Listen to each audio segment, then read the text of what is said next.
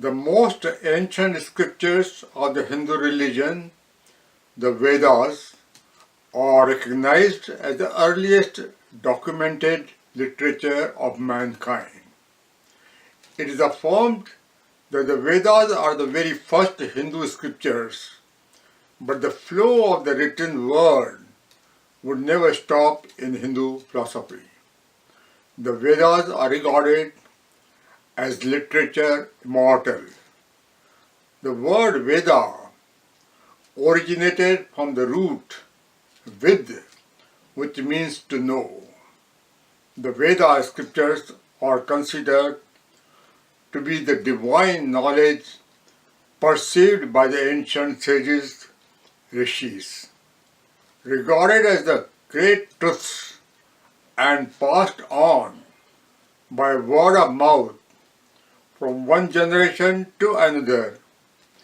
These scriptures attain supreme authority, which remains unchanged even today. Subtle transitions and modifications, however, soon became acceptable in Hindu tradition. The Upanishads, which are the culmination of the Vedas, show abundant evidence of this attribute of ingenious change in the Hindu scriptures. The worship of the nature gods or deities, which occupied the prime place in the Orient culture, was almost replaced by worship of one supreme god, who was formless and transcendental. So too were the many lengthy and complicated rituals discarded and discouraged in the Upanishads. Although there is evidence of significant religious activity in the prehistoric period of the Sindhu-Saraswati civilization, it would be correct to say that the real foundation of Hinduism was laid in the Vedic era. Most authorities consider that the first of these Vedas, the Rig Veda, was revealed around 1500 BCE. It is also considered the earliest scripture in human history.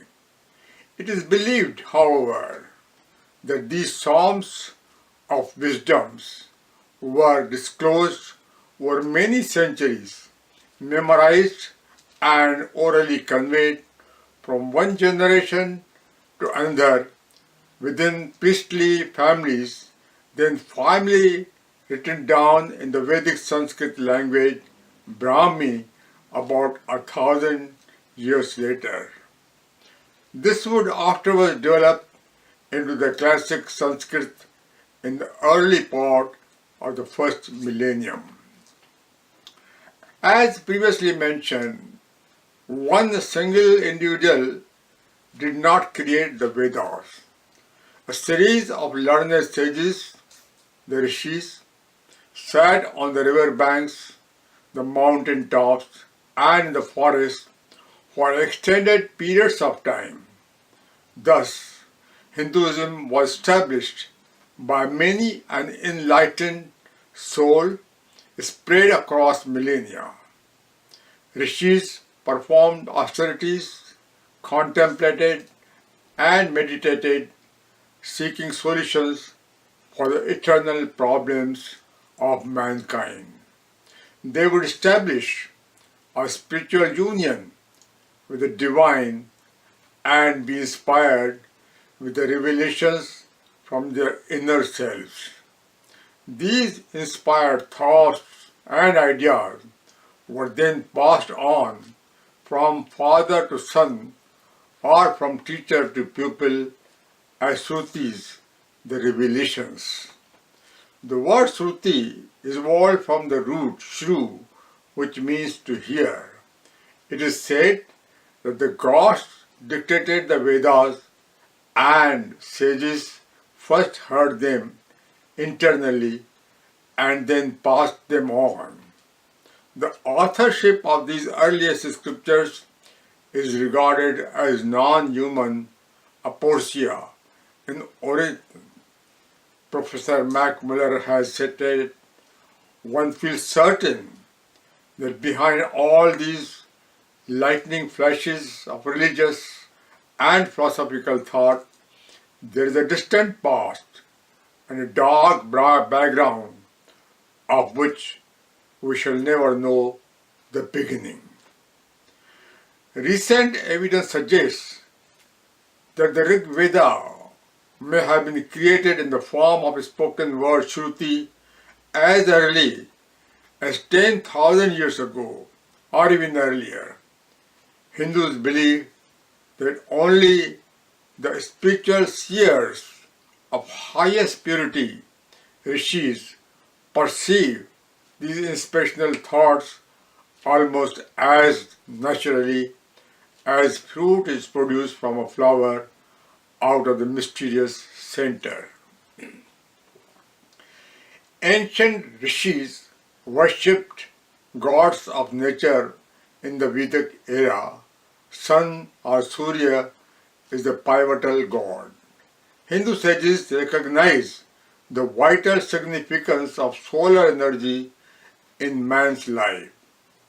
A most auspicious prayer, the Gayatri Mantra, also known as the Savitri Mantra, has become consecrated to Savitra, the sun god. Savitra, according to the scriptures, refers to the sun before the dawn, while Surya is a name to use when the sun is manifest. The word mantra, which has been adopted by Western society also, is derived from man, that is mind, and tra, that is purity. Mantras are energy-based sounds. Saying any word with a deep sense of commitment produces an actual physical vibration. All mantras have meaning. Each syllable and word has a reason for being there. When produced correctly and with honest intent, the mantra comes alive. Repeating a mantra makes a groove in the mind of the person speaking it until it is absorbed in the behavior and manner of everybody living. In the opinion of the learned Maharishi Mahesh Yogi, Vedic words are the words of transcendental feel. They are not limited to space and time.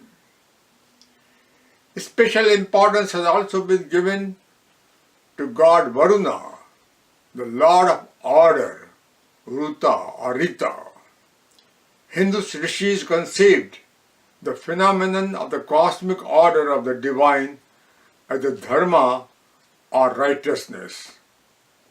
The celestial god Indra, the lord of thunderstorm and rain, also called the warrior god, has been acclaimed because of the many bounties associated with this god. The god of fire, Agni, also is given a very high position. All sacrifices are conducted through fire.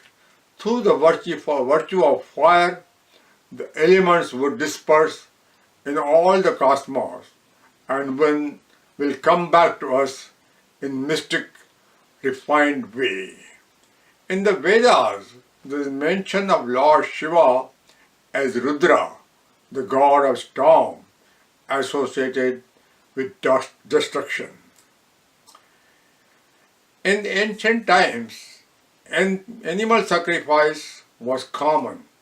The highest type was the special ritual sacrifice of a horse, Ashwamedha, conducted by the king to express his power and authority. Each Veda is divided into two parts, Karmakanda and Janakanda. Karma Kanda deals with the rituals and is again divided in two sections. Samhita, which contains the hymns or mantras in praise of the divine, and Brahmana, which explains the meaning and the use of these. Jnana Kanda deals with spiritual knowledge. It also has two divisions. Arya Kandas, which contains the spiritual knowledge learned in the solitude of a forest, and Upanishads, which contains the knowledge learned at the feet of a master or guru. Veda Vyasa compiled the Vedas, literally the books of knowledge, into four parts.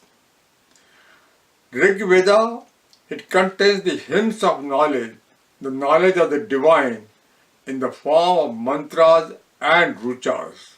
The ruchas are the beautiful eulogies in praise of God. It has 1028 hymns set in more than 10,000 verses. Rig Veda is a Jnana Veda, the Veda of knowledge. Yajur Veda, it contains more than 2,000 verses, mainly focusing on the rituals.